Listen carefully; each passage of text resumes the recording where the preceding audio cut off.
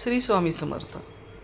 मी आत्तापर्यंत अनेक अनुभव सांगितलेले आहेत, अनेकांचे सांगितलेले आहेत आणि अभिनेत्रे आणि अभिनेत्यांचे सुद्धा सांगितलेले आहेत. असे हे सगळे अनुभव प्रत्येकाला स्वामी देतात. त्यांच्यासमोर हा लहान तो मोठा असं काहीही भेदभाव नसतो.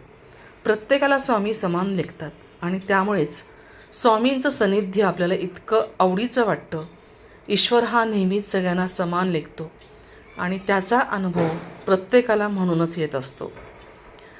असाच स्वामींचा अनुभव केदार शिंदे, जे दिग्दर्शक आहेत आणि चित्रपटाचे निर्मातेसुद्धा आहेत.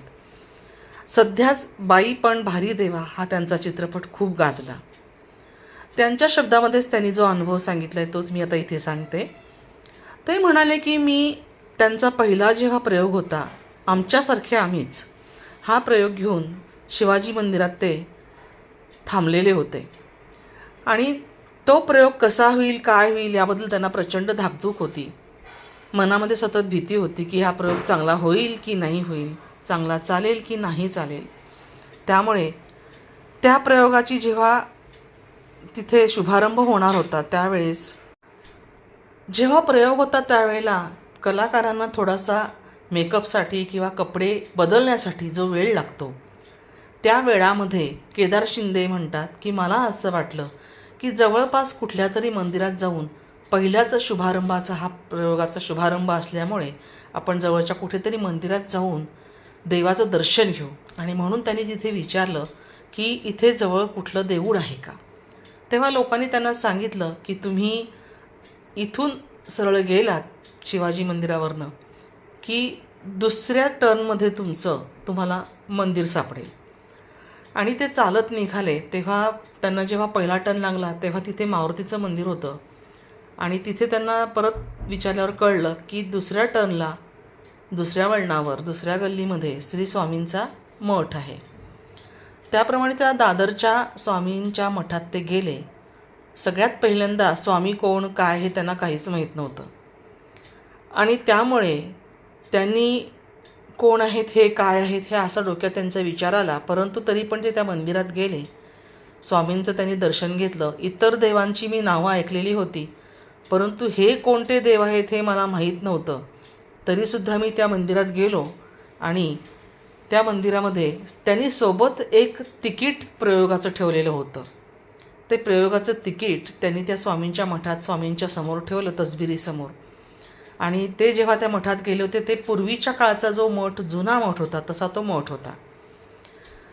तर ते तिकीट ठेवलं आणि त्यांनी फक्त एकच विनंती केली की स्वामी, म्हणजे आजोबा म्हणाले, त्यांना स्वामी माहीतच नव्हते. ते म्हणाले की आजोबा, हे तिकीट मी इथे ठेवतो आहे, तर ह्या प्रयोगाला तुम्ही या. माझा प्रयोग तुम्ही येऊन पहा कसा होतो आहे. आणि ते तिथून निघाले दर्शन घेऊन आणि मनात विचार घेऊन ते निघाले आणि तिथून ते शिवाजी मंदिरात वापस परत आले. जेव्हा ते शिवाजी मंदिरात आले त्यावेळेला तोपर्यंत प्रयोग सुरू झालेला होता आणि पाहिलं एका खिडकीतनं त्यांनी, तेव्हा पूर्ण थिएटर हाऊसफुल भरलेलं होतं. फक्त एक सीट रिकामी होती आणि ती सीट ती होती जे तिकीट त्यांनी श्री स्वामींच्या समोर ठेवलेलं होतं मठात. तेच एक तिकीट होतं. त्यांना इतकं आश्चर्य वाटलं. त्यांनी मनात विचार केला की अरे, हे स्वामींचं जे तिकीट, हे जे तिकीट आहे हे जे त्या आजोबांना दिलं होतं, तिथं ती तेवढी खुर्ची सोडली तर बाकी सगळे चेअर्स जे होते, खुर्च्या ज्या होत्या त्या फुल भरलेल्या होत्या. फक्त तेवढीच एक रिकामी होती. तेव्हा त्याने अनुमान लावलं की इथे स्वामी स्वतःच येऊन बसलेले आहेत. आणि हा त्यांचा पहिला अनुभव. तिथपासून त्यांना ती भक्ती जडली की स्वामी कोण आहेत, काय आहे, ते तिथून त्यांना समजायला सुरुवात झाली. आणि त्यानंतर मग ते जे स्वामीमय झाले, ती स्वामींची त्यांनी भक्ती कधी थांबवलीच नाही. त्यानंतर त्यांनी प्रत्येक वर्षी श्री गुरुचरित्राचं पारायण, त्याचप्रमाणे श्री स्वामी समर्थांचं सुद्धा पारायण करायचं त्यांनी निश्चय केला आणि त्याप्रमाणे ते दरवर्षी दर्शनाला जात, पारायण करत आणि मठात, दादरच्या मठात जाऊन ते पारायणही करत आणि दर्शनही घेत. असं 2 वर्ष त्यांनी केलं. मग त्यांच्या मनात असं यायला लागलं की त्यांच्या समोरच्याच बिल्डिंगमध्ये स्वामींचं त्यांच्या सोसायटीमध्येच एक मंदिर होतं आणि त्या मंदिरामध्ये अनेक लोक मठात आपलं सॉरी सगळी त्या बिल्डिंगमधली लोक त्यांचं दर्शन घेऊन तिथे पारायण वगैरे करत असतात आणि त्यांना असं वाटलं की अरेच्या आपणसुद्धा आता इथे म्हणजे आपल्या जवळ जर स्वामी आले तर खूप बरं होईल. कारण की स्वामींना प्रत्येक वेळेला जसं जसं काम यांचं वाढत गेलं ते बिझी होत गेले तसं तसं त्यांना वेळ मिळेल असा झाला. प्रत्येक वेळेला स्वामींच्या दादरच्या मठात जाऊन तिथे पारायण करणं दर्शन घेणं हे त्यांना अवघड वाटायला लागलं आणि त्यांनी मनात विचार केला फक्त की जर स्वामींच्या जवळ असं आपल्याला जाता आलं किंवा स्वामी आपल्याजवळ इतके असते तर किती बरं झालं असतं, म्हणजे मलासुद्धा छान करता आलं असतं असं त्यांच्या मनात विचार आला. आणि ते ज्या बिल्डिंगमध्ये राहतात त्याच बिल्डिंगमध्ये आदेश बांदेकरही राहतात.